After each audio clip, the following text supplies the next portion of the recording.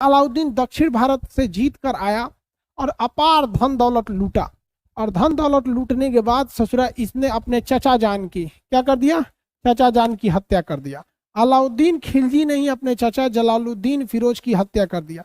हालांकि यह भतीजा था उसका, क्या था, भतीजा, भतीजा, और बाद में उसका क्या बन गया, दामाद बन गया, बाद में दामाद बन गया। आप कहेंगे भतीजा दामाद कैसे हो सकता है?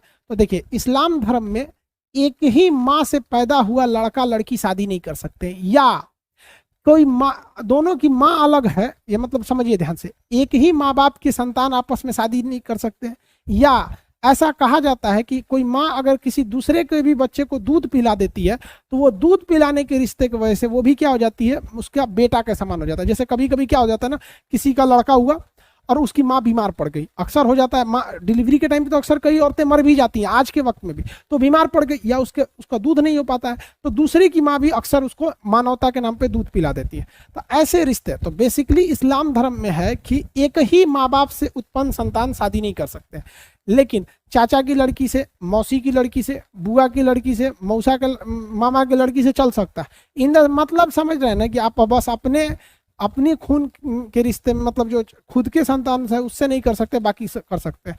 तो ये तो भतीजा था, बाद में क्या बन गया, दामाद बन गया, और उसके बाद क्या बन गया, हत्यारा बन गया। एक के आदमी को कोई रिश्ता देख रहे हैं, पहले भतीजा, फिर दामाद, फिर हत्यारा। ये गद्दी बहुत खराब चीज है ससुरा, राजनीति की गद्दी बहुत खराब है सर। अपने में ही शादी हो जाती है भाई, देखो बात समझो, ये अपने में या उसमें, ये सबसे बड़ा चीज क्या होता है, कल्चर का। जो चीज इंसान को, जो कल्चर रहता है ना, उसको वो कल्चर सुटेबल हो जाता है।